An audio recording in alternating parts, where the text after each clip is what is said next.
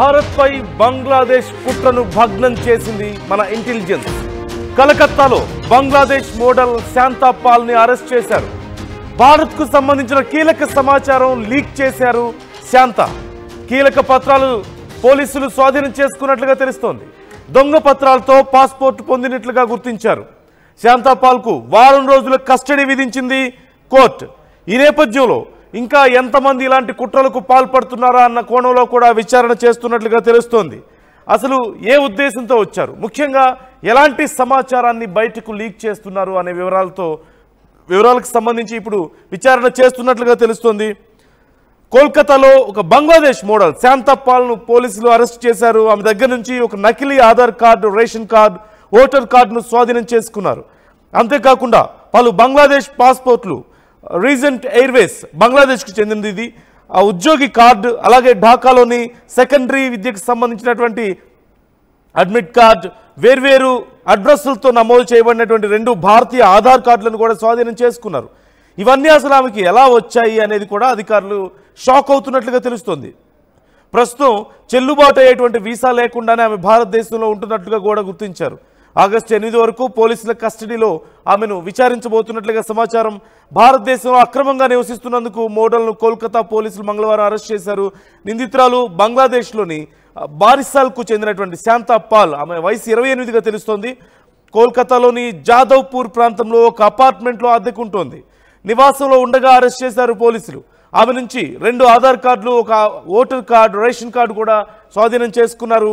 గతేడాది చివరిలో ఆమె కోల్కతాకు వచ్చినట్లుగా గుర్తించారు. మంగళవారం ఆమెను అరెస్ట్ చేయగా బుధవారం ఈ కోర్టులో ఆమెను హాజరుపరచగా ఆగస్టు 8 వరకు కస్టడీ విధించింది కోర్టు. ప్రస్తుతం ఆమెకు ఆధార్ కార్డు అసలు ఎలా ఇచ్చారు అన్న దానిపై పోలీసులు దర్యాప్తు చేస్తున్నట్లుగా తెలుస్తోంది. ఆధార్కి సంబంధించిన అధికారులతో సంప్రదింపులు జరుపుతున్నారు. అలాగే ఓటర్, రేషన్ కార్డు కూడా ఎలా వచ్చాయో తెలుసుకునేందుకు ప్రయత్నిస్తున్నారు. శాంతా పాల్ బంగ్లాదేశ్లో నటిగా కూడా పనిచేస్తున్నట్లుగా సమాచారం. అంతేకాకుండా అనేక టీవీ ఛానల్స్లో, టీవీ షోల్లో యాంకర్గా పనిచేశారు. అందాల పోటీల్లో కూడా పాల్గొన్నట్లుగా పోలీసులు గుర్తించారు. అయితే స్థానికంగా ఆధార్ కార్డు కానీ, రేషన్ కార్డు కానీ ఇలాంటివన్నీ ఎక్కడి నుంచి సంపాదించారు, ఎలా వచ్చాయి, అలాగే అక్కడ తనకున్నటువంటి పాస్పోర్ట్ కానీ, వీసా కానీ ఇవన్నీ కూడా ఎక్స్పైర్ అయిపోయిన తర్వాత కూడా ఎలా ఇక్కడ కొనసాగలుగుతున్నారు, ఇక్కడ అడ్రస్ ప్రూఫ్స్ ఎక్కడి నుంచి వచ్చాయి, ఎవరెవరు దీని వెనక ఉన్నారు అనేది కూడా అధికారులు విచారిస్తున్నట్లుగా తెలుస్తోంది.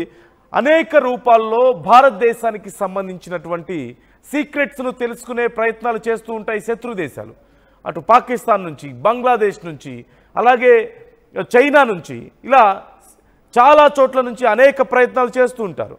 ఈ నేపథ్యంలో ముఖ్యంగా మన భారతదేశానికి చెందినటువంటి ఆర్మీ అధికారులకు, లేదంటే సైన్యంలో పనిచేసే వాళ్లకు సోషల్ మీడియా ద్వారా దగ్గర అవుతున్న చాలామంది యువతులు కీలక సమాచారాన్ని వాళ్ళ నుంచి రాబడుతున్నట్లుగా తెలుస్తోంది. వాళ్లకు వల వేసి, హనీ ట్రాప్స్ వేసి, వాళ్ళని లోబరుచుకొని వాళ్ళ దగ్గర వాళ్ళతో చాలా తీయగా మాట్లాడుతూ ఎక్కడున్నారు, ఏం చేస్తున్నారు, ఏం ప్లాన్ చేస్తున్నారు, ఎలా ఆ ప్లాన్స్ని ఎగ్జిక్యూట్ చేస్తున్నారు అనే వివరాలను తెలుసుకొని శత్రు దేశాలకు వాటిని చేరవేస్తున్నారు.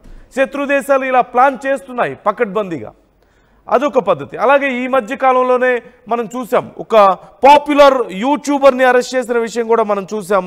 జ్యోతి మల్హోత్రా, మన భారతదేశ యువతి పాకిస్తాన్కు వెళ్ళి అక్కడ ఎంత పెద్ద నెట్వర్క్ను నడిపిందో మనం చూసాం.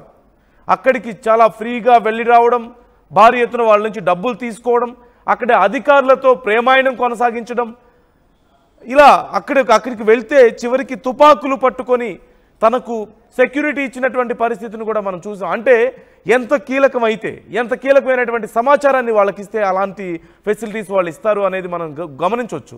ఇలా అన్ని కోణాల్లోనూ భారత్లోని సీక్రెట్స్ను తెలుసుకోవడానికి, ముఖ్యంగా మహిళలను ఎరగా వేస్తూ సోషల్ మీడియాను మాధ్యమంగా ఉపయోగించుకుంటూ సోషల్ మీడియాలో మన సైనికులను ట్రాప్ చేస్తున్నారు. ఇక్కడ ఉండేటువంటి ముఖ్యమైనటువంటి అధికారులను ట్రాప్ చేస్తున్నారు. ఇక్కడ గవర్నమెంట్స్లో పనిచేసే వాళ్ళని ట్రాప్ చేస్తున్నారు. అందాలను ఎరగా వేస్తూ హనీ ట్రాప్స్ను వాళ్ళ మీద ప్లాన్ చేస్తూ ఏదో ఒక రకంగా మన సీక్రెట్స్ను తెలుసుకొని శత్రు దేశాలకు ఇక్కడి నుంచి పంపిస్తున్నారు. వాళ్ళ నుంచి డబ్బులు తీసుకుంటున్నారు. వాళ్ళ సపోర్ట్ అన్ని రకాలుగా వీళ్ళకి దక్కుతుంది. ఈ నేపథ్యంలో ఇంకా చాలామంది ఇలాంటి వాళ్ళు ఉండే అవకాశం ఉందంటూ పోలీసులు అంచనా వేస్తున్నారు. ఈ నేపథ్యంలోనే దీనికి సంబంధించి ఇప్పటికే ప్రాపర్గా సర్చ్ జరుగుతున్నట్లుగా తెలుస్తుంది. మరోవైపు అసలు ఆధార్ కార్డు ఎక్కడి నుంచి వచ్చింది, ఓటర్ ఐడి రావడం ఏంటి, అంటే అంత ఈజీనా?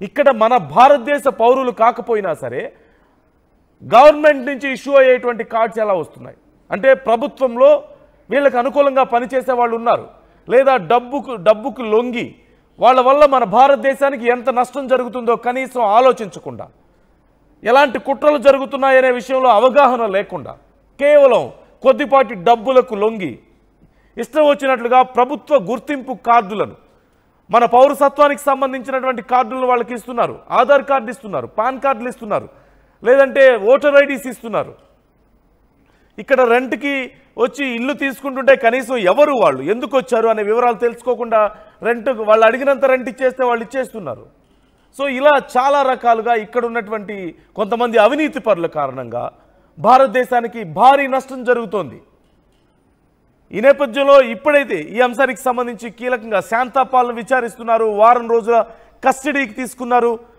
ఎలా వచ్చారు భారతదేశంలోకి ఎలా ఇక్కడ కొనసాగుతున్నారు ఎవరి మద్దతుతో ఇవన్నీ జరుగుతున్నాయి ఇన్ని కార్యకలాపాలు ఏమేం కార్యకలాపాలు చేస్తున్నారు ఏ సమాచారం షేర్ చేశారు ఏమేం ఐడి ప్రూఫ్స్ ఉన్నాయి ఐడి ప్రూఫ్స్ గవర్నమెంట్ నుంచి ఎలా వచ్చాయి గవర్నమెంట్లో ఉన్న వాళ్ళు ఖచ్చితంగా అవినీతికి పాల్పడకపోతే ఇవన్నీ జరగవు లేదంటే గవర్నమెంట్లో ఉన్న వాళ్ళు ఎవరైనా ఇటు సపోర్ట్ చేస్తున్నారా ఇలా అన్ని కోణాల్లోనూ విచారణ జరుగుతోంది ఇంకా చాలా కీలక సమాచారం బయటకు వచ్చే అవకాశం ఉంది ఇలాంటి వాళ్ళు మరింత బయటకు వచ్చే అవకాశం కనిపిస్తోంది మన భారతీయులుగా చెప్పుకుంటూ మన దేశానికి ద్రోహం చేస్తున్న అనేక మందిని ఇంకా బయట పెట్టే అవకాశాలు క్లియర్గా కనిపిస్తున్నాయి ఈ అంశానికి సంబంధించి ఇంకా డీటెయిల్స్ రావాల్సి ఉంది విచారణ కొనసాగుతోంది